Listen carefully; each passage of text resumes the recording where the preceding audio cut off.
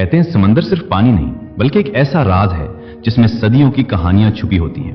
कभी वो राज किनारे पर आ जाते हैं और कभी हमेशा के लिए गर्क हो जाते हैं। एक छोटे से माहीगीर गांव में एक नौजवान रफीक रहता था। वो हर रोज अपनी कश्ती लेकर समंदर में जाता और अल्लाह का नाम लेकर जाल फेंकता। उसका रंग सानोला, आंखों में गहराई और चेहरे पर खामोशी थी। वो कम बोलता था, लेकिन जब भी समंदर से बात करता दिल से करता। उस दिन आसमान पर हल्के बादल थे, हवा में एक अजीब सा सन्नाटा था। रफीक ने जाल पानी में फेंका और कुछ देर इंतजार किया। अचानक जाल भारी हो गया। वो हैरान हुआ, जैसे कोई बड़ी चीज जाल में फंस गई हो। उसने जोर लगाकर जाल खींचा। कुछ लम्हों बाद एक भारी लोहे का संदूक नजर आया जो पुराना और जंग आलूद था। इस पर एक महल भी लगी थी, जैसे किसी शाही खानदान की अलामत हो। रफीक का दिल तेजी से धड़कने लगा। उसने संदूक को कश्ती में खींचा और ताला तोड़ने लगा। ताला खुला, ढक्कन उठाया और उसकी आंखें हैरत से खुल गईं। संदूक के अंदर एक लड़की थी, बेहोश, नाजुक और खूबसूरत। इसके चेहरे पर सुकून था, जैसे वो सदियों से सो रही हो। लिबास रेशमी, जेवर सादा मगर कीमती और माथे पर एक हल्का सा ताज।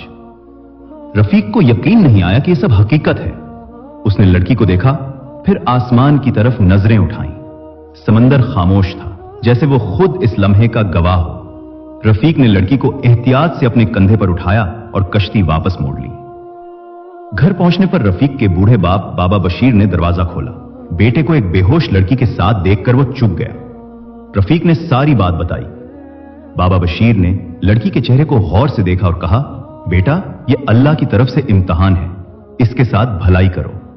इन्होंने लड़की को एक सादा मगर साफ कमरे में लिटाया। रफीक ने ठंडे पानी की पट्टियां रखी और रात भर इसके पास बैठा रहा। सुबह फजर के वक्त लड़की की पलकें हिलने लगी। वो आहिस्ता से बोली, मैं कहां हूं? रफीक ने नरमी से जवाब दिया, आप महफूज हैं। लड़की ने आंखें खोली। वो घबरा गई। कमरे की सादगी को देखा, अपने लिबास को छुआ और जैसे कोई पुरानी याद उसके जहन में चमक गई। उसी वक्त बाबा बशीर अंदर आया। उसने नरमी से पूछा, बेटी, तुम्हारा नाम क्या है? लड़की ने कुछ देर खामोशी के बाद आहिस्ता से कहा, मेरा नाम नूरीन है। बाबा ने मजीद पूछा, और तुम इस संदूक में कैसे आए? नूरीन ने नजरें झुका ली। उसकी आवाज टूटी हुई थी, मैं कुछ नहीं जानती। लेकिन रफीक की नजरें उसकी आंखों में छुपी सच्चाई पढ़ रही थी। वो जानता था कि नूरीन सब कुछ जानती है, लेकिन छुपा रही है। बाबा बशीर ने कहा, बेटी, हम गरीब जरूर हैं मगर अल्लाह से डरते हैं। अगर तुम्हारे साथ कोई खतरा जुड़ा है तो बेहतर है हमें बता दो। नूरीन ने गहरी सांस ली और धीरे से कहा, अगर आप मेरी हकीकत जान लेंगे तो शायद मुझे इस घर में ना रहने दें। बाबा बशीर ने कहा, जब तक तुम इस छत के नीचे हो तुम हमारी अमानत हो। ना तुम्हारे लिबास से फर्क पड़ता है, ना खामोशी से। नूरीन की आंखों से आंसू टपक पड़े।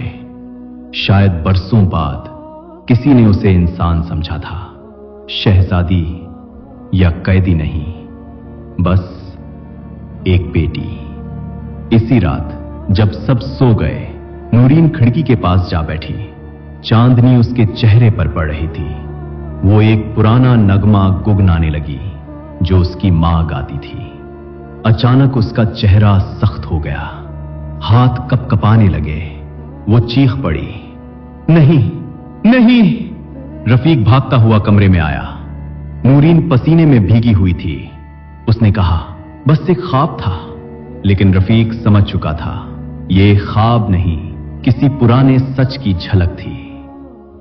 सुबह की रोशनी आहिस्ता आहिस्ता आंगन में फैल रही थी। रफीक ने जल्दी से घर की सफाई की, पानी गर्म किया और नूरीन के लिए नाश्ता तैयार किया।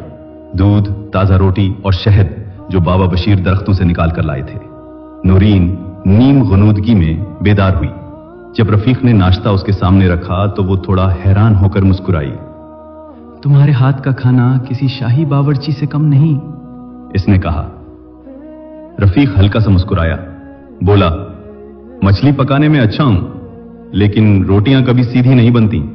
नूरीन ने नरमी से कहा, अगर जायका दिल से हो तो शक्ल कोई मानी नहीं रखती। कुछ लम्हे खामोशी में गुजरे, लेकिन उस खामोशी में एक अजीब सी गहराई थी, जैसे दोनों के दिलों में कुछ अल्फाज थे मगर जबान पर नहीं आ रहे थे। इसी शाम नूरीन तन्हा आंगन में बैठी आसमान को देख रही थी। उसकी आंखें किसी दूर के मंजर को ढूंढ रही थीं। अचानक वो उठी और घर के पुराने तहखाने की तरफ बढ़ी जो सालों से बंद पड़ा था। दरवाजा खोला, एक सर्द हवा का झोंका अंदर आया, सीढ़ियां नीचे जा रही थीं और नूरीन धीरे धीरे नीचे उतरने लगी। तहखाने के एक कोने में रखा एक पुराना आईना उसका अक्स दिखा रहा था। उसने खुद को देखा। चेहरा वही था मगर ताज अलग था और आंखों में कोई और औरत छुपी हुई थी। उसने आंखें बंद कर लीं, जैसे कोई याद फिर से वापस आने लगी हो। नहीं, मुझे याद नहीं करना, उसने खुद से कहा। मुझे सब भूल जाना चाहिए। मगर यादें पीछा नहीं छोड़ती, वो दिल की दीवारों पर खराशें छोड़ जाती हैं। इसी रात जब रफीक समंदर किनारे अपने जाल की मरम्मत कर रहा था, दो अजनबी वहां से गुजरे। उनकी चाल, लिबास और आंखों में बेचैनी थी। उन्होंने समंदर की तरफ देखा, फिर रफीक की कश्ती की तरफ। यही वो जगह है जहां संदूक फेंका गया था, एक ने आहिस्ता कहा। अगर वो लड़की जिंदा बच गई हो तो वो गवाह है, दूसरे ने कहा, और उसे दोबारा बंद करना होगा। रफीक की आंखें फैल गईं। क्या वो इसी संदूक की बात कर रहे थे? और क्या वो लड़की नूरीन? सुबह हुई तो रफीक बेचैनी से उठ बैठा। उसका दिल कह रहा था कुछ छुपा है। उसने नूरीन के कमरे की तरफ रुख किया। वो खिड़की से बाहर देख रही थी। रफीक ने नरमी से कहा, मैंने कल रात दो आदमियों की बातें सुनी हैं। वो समंदर, संदूक और किसी लड़की का जिक्र कर रहे थे। क्या वो तुम्हारे बारे में बात कर रहे थे? नूरीन की पलकें कांपने लगी। उसके चेहरे पर खौफ फैल गया। कौन थे वो? उसने कपकपाती आवाज में पूछा। मुझे नहीं मालूम, रफीक ने कहा, लेकिन उन्होंने कहा तुम्हें खत्म करना होगा। नूरीन जैसे पत्थर की तरह साकित हो गई। तो वो अब भी जिंदा है? उसने खुद से कहा। कौन? रफीक ने पूछा। नूरीन ने पहली बार पूरे एतमाद से रफीक की तरफ देखा। मेरा नाम नूरीन नहीं, मेरा असल नाम ज़हरा बिन्त नसीर है। मैं एक सल्तनत के सुल्तान की बेटी हूं। मेरे चचा वजीर आजम शहबाज खान ने मेरी जान लेने की साजिश की थी। उसी ने मुझे संदूक में बंद करवा के समंदर में फेंकवा दिया। रफीक सकते में आ गया।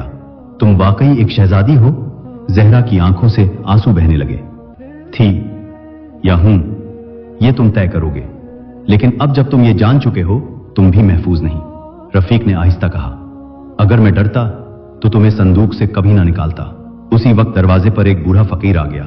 उसकी आंखें सफेद थीं, मगर आवाज में अजीब सी पहचान थी।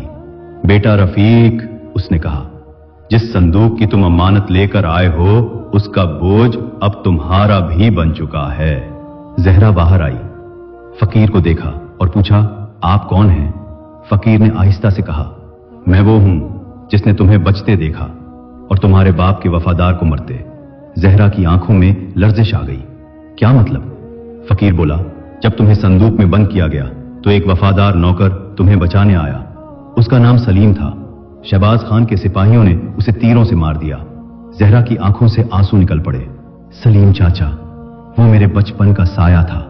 रफीक खामोश एक कोने में खड़ा रहा।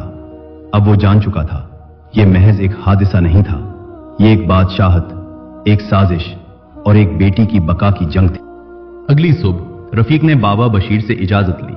इसके लहजे में अज़्म था, अब वक्त आ गया है, मैं ज़हरा को वापस ले जाऊंगा, वहां जहां से उसे निकाला गया। बाबा बशीर ने बेटे के कंधे पर हाथ रखा।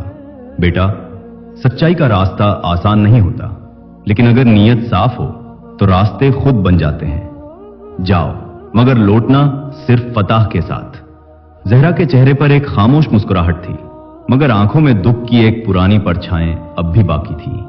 रफीक और ज़हरा ने अपना सफर शुरू किया। वो पहाड़ियों, घाटियों और जंगलों से गुजरे। हर मोड़ पर एक अजीब सा डर उनका पीछा करता रहा, लेकिन दोनों के दिलों में अब खौफ के बजाय हिम्मत पैदा हो चुकी थी। एक मकाम पर ज़हरा रुक गई। इसने आसमान की तरफ देखा और आहिस्ता से कहा, अगर कुछ हो जाए तो मेरी मां को इस तहखाने से जरूर निकालना। रफीक हैरान हुआ, क्या तुम्हारी मां जिंदा है? ज़हरा ने सर झुकाते हुए कहा, हां, मेरा दिल कहता है वो आज भी कैद है। मेरे चचा ने सबके सामने उनकी मौत का ऐलान कर दिया, मगर असल में उन्हें तहखाने में कैद कर रखा है। मैंने उनकी चीखें सुनी हैं अपने ख्वाबों में। शहर के करीब पहुंचने से पहले रफीक ने फैसला किया कि वो बगैर तैयारी महल में नहीं जाएगा। वो एक पुराने बुजुर्ग काजी के पास गया जो उसके वालिद के दोस्त भी थे। काजी ने दरवाजा खोला, जहरा को देखा और एक पल को साकित हो गए। बेटी, तुम तो नसीरुद्दीन सुल्तान की बेटी हो। मैंने तुम्हें बचपन में देखा है। तुम्हारे बाप ने खुद मेरे सामने तुम्हें तख्त की वारिस करार दिया था। जहरा ने आहिस्ता से पूछा, क्या अब भी वो वसीयत आपके पास है?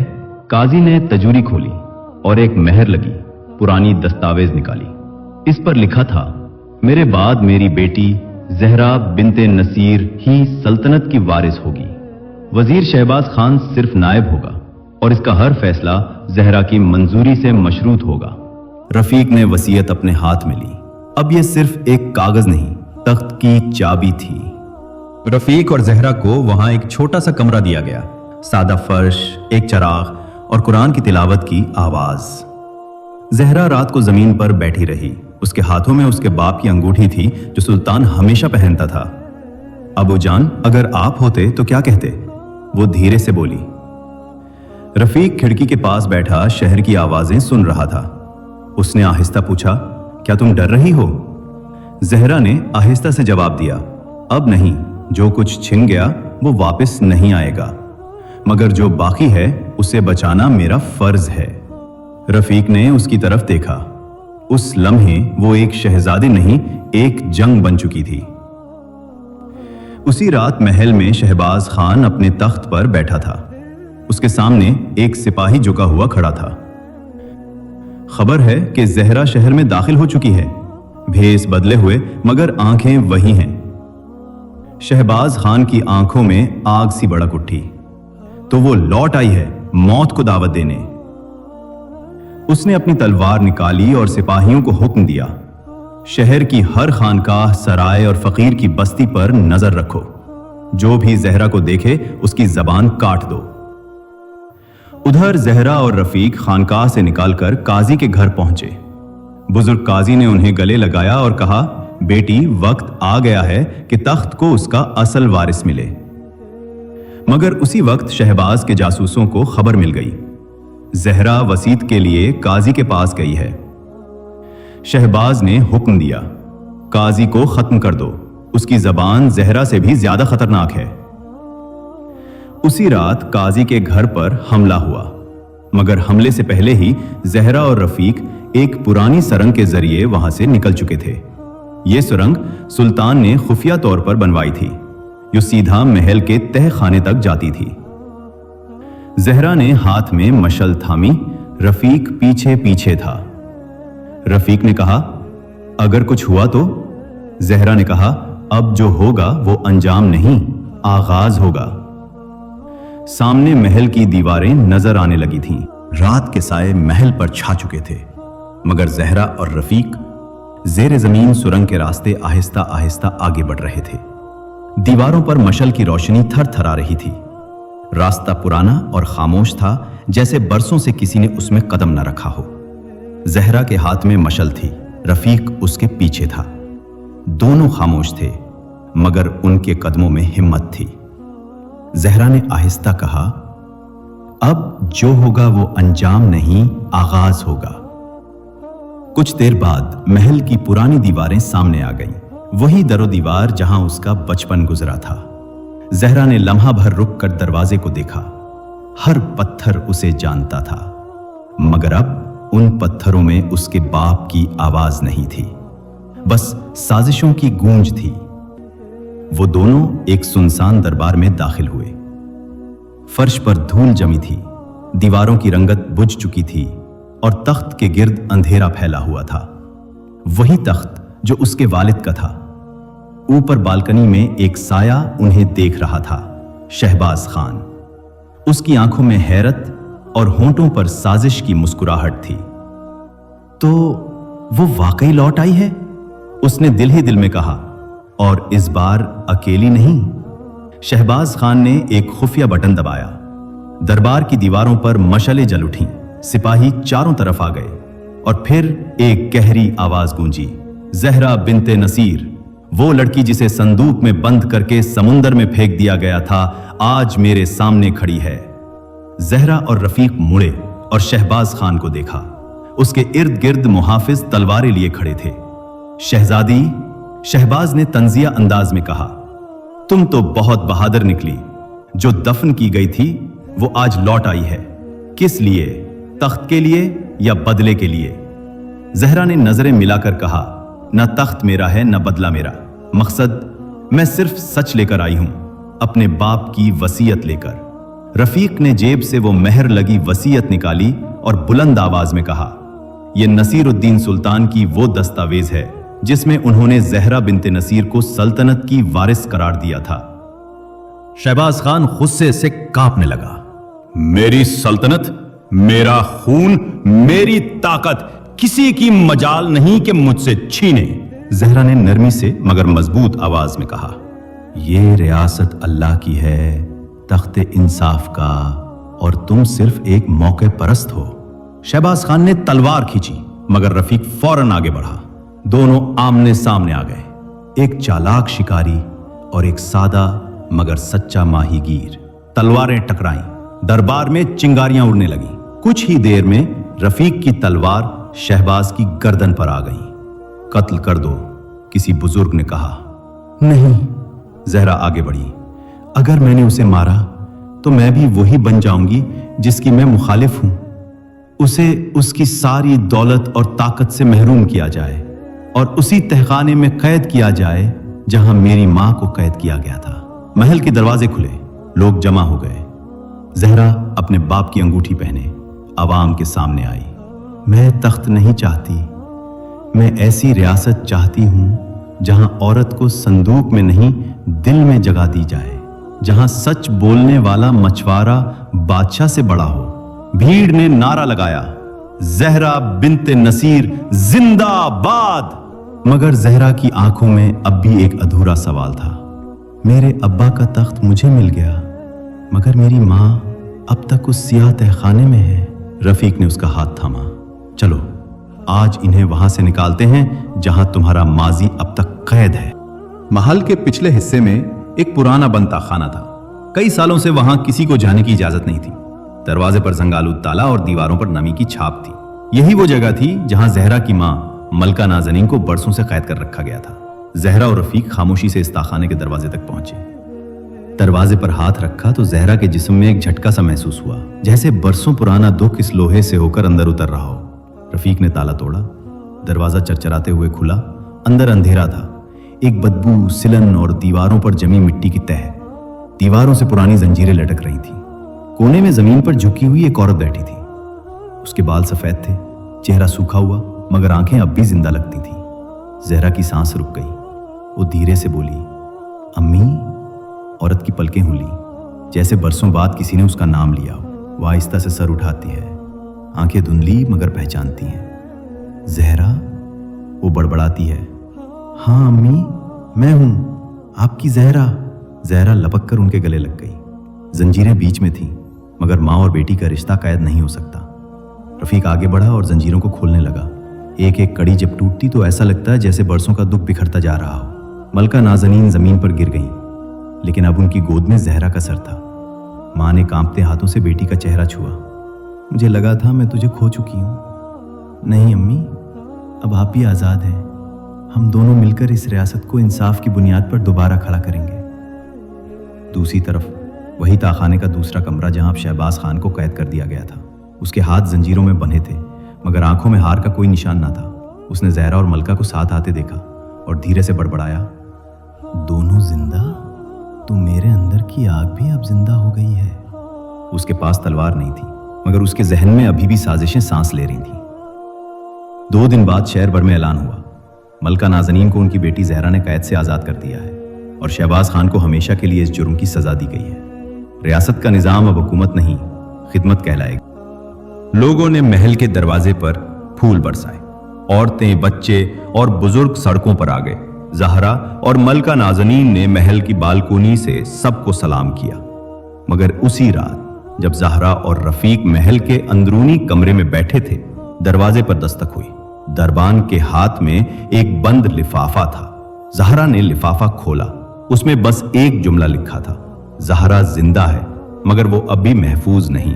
ایک اور تخت ہے جو اس ریاست کی حدود سے باہر ہے، اور ایک اور شخص ہے جو شہباز خان سے بھی پہلے زہرا پر اپنا دعویٰ رکھتا ہے۔ خط کے نیچے صرف ایک سیاہ رنگ کا نشان بنا ہوا تھا، ایک خنجر اور سانپ کا، کوئی نام نہیں، کوئی دستخط نہیں۔ رفیق نے سوالیہ نظروں سے دیکھا، یہ کیا ہے؟ زہرا نے خاموشی سے خط تک کیا اور دھیرے سے کہا، کہانی ابھی ختم نہیں ہوئی۔ رفیق نے کہا، کیا یہ کوئی نیا دشمن ہے؟ زہرا نے آہستہ کہا، بچپن میں ابا اکثر ایک دوسری ریاست کا ذکر کرتے تھے، خیبر نور، ایک ایسا خطہ جہاں کے بادشاہ کو بیٹا نصیب ہوا تھا مگر بچہ کسی سازش کے تحت نکال دیا گیا۔ میرے باپ نے اس بچے کو پناہ دی تھی، اگر وہی اب لوٹا ہے تو اس کا بھی تخت پر دعویٰ ہوگا، اور اگر وہ اس سیاہ نشان کا مالک ہے تو آنے والی جنگ صرف تخت کی نہیں، خاندان کی بھی ہوگی۔ رفیق خاموش ہو گیا۔ زہرا کی آنکھوں میں اب ایک نئی جنگ کی چمک تھی اور دل میں ایک نیا خوف، ایک اور دشمن، ایک اور امتحان۔ صبح کی روشنی محل کی دیواروں سے ٹکرا کر دربار کے سنگ مرمر فرش پر بکھر رہی تھی۔ محل کے اندر خاموشی تھی، لیکن باہر پورا شہر زہرا کے نام سے سانسیں لے رہا تھا۔ زہرا نے ہاتھ میں وہ خط تھام رکھا تھا جس کے نیچے خنجر اور سانپ کا سیاہ نشان بنا تھا، ایک ایسا نشان جو آنے والے خطرے کی گواہی دے رہا تھا۔ رفیق اس کے ساتھ تھا، خاموش مگر چوکنا۔ زہرا نے دربار کا اجلاس بلایا، شہر کے بزرگ، وزیر اور سردار سب حاضر تھے۔ دربار کے بیچ میں زہرا کھڑی ہوئی اور بلند آواز میں کہا، اگر کوئی ہے جو اس تخت پر دعویٰ کرتا ہے تو آج سامنے آئے۔ خاموشی میں ایک قدموں کی چاپ سنائی دی۔ دروازے سے ایک لمبا قداور نوجوان داخل ہوا، چہرے پر سختی، آنکھوں میں غصہ اور ہاتھ میں فولاد سے بنی ایک نایاب تلوار۔ میں شاہیر ہوں، اس نے کہا، میں اس ماں کا بیٹا ہوں جسے خیبر نور کی سلطنت سے نکالا گیا، اور میں اسی باپ کی اولاد ہوں جس نے تمہیں اپنی بیٹی کہا مگر مجھے کبھی اپنا وارث نہ مانا۔ زہرا نے نظریں اٹھائیں اور کہا، اگر تم میرے باپ کی اولاد ہو تو تم میرے بھائی ہوئے۔ نہیں، شاہیر نے بلند آواز میں کہا، میں ایک ایسا بھائی ہوں جسے رشتے نہیں اپنا حق یاد ہے۔ رفیق نے تلوار کی مونٹ تھامی مگر زہرا نے اسے روک دیا۔ زہرا نے کہا، تخت تلوار سے نہیں، سچ سے ملتا ہے، اگر تمہیں دعویٰ ہے تو تمہارے پاس کیا ثبوت ہے؟ شاہیر نے ایک پرانا تعویذ نکالا، اس میں ایک خط تھا جس پر نصیر الدین کے دستخط تھے۔ اگر میری بیٹی سے بہتر کوئی ہو جو اس سلطنت کو انصاف سے چلا سکے تو وہی اس تخت کا حقدار ہوگا۔ قاضی نے دونوں دستاویزات دیکھی، زہرا کے حق کی وصیت اور شاہیر کی قابلیت والی تحریر۔ اس نے آہستہ سے کہا، ایک طرف بیٹی، دوسری طرف اہلیت، فیصلہ اب عوام کا ہوگا۔ زہرا نے دربار کے دروازے کھلوائے، سینکڑوں لوگ جمع تھے، زہرا اور شاہیر ان کے سامنے آئے۔ زہرا نے کہا، میں نے تخت نہیں مانگا، بس سچ کو جگہ دی۔ میں نے دشمن کو قید کیا، ماں کو آزاد کیا اور خون بہائے بغیر انصاف واپس لایا۔ شاہد نے کہا، اور میں وہ ہوں جسے ہمیشہ محروم رکھا گیا مگر آج لوٹا ہوں اپنا حق لینے۔ رفیق نے ہاتھ اٹھایا اور کہا، اگر تخت کے دونوں دعوے دار سچے ہیں تو فیصلہ اس قوم کا ہوگا جس پر حکومت ہونی ہے۔ عوام نے نعرے لگائے، انصاف، خدمت، سچائی۔ قاضی نے بلند آواز میں اعلان کیا، آج سے یہ سلطنت ایک شخص کی نہیں بلکہ دو کرداروں کی ہوگی، زہرا انصاف کی پہچان اور شاہر طاقت کا نگہبان ہوگا۔ تخت اب صرف تخت نہیں، ایک نظام ہوگا۔ شاہر نے لمحہ بھر زہرا کو دیکھا، اس کی آنکھوں میں وہ نفرت اب مان پڑ چکی تھی۔ وہ جھک کر بولا، اگر تمہاری روشنی نے اندھیرا کم کیا ہے تو میں اس روشنی کا محافظ بننے کو تیار ہوں۔ زہرا نے کہا، اور اگر تم واقعی میرے بھائی ہو تو آؤ، اس ریاست کو وہ بنا دے جیسا ہمارے باپ نے خواب دیکھا تھا۔ محل کے دروازے کھلے، زہرا، شاہر، رفیق اور ملکہ نازنین ساتھ باہر آئے۔ لوگ ان پر پھول نچھاور کر رہے تھے۔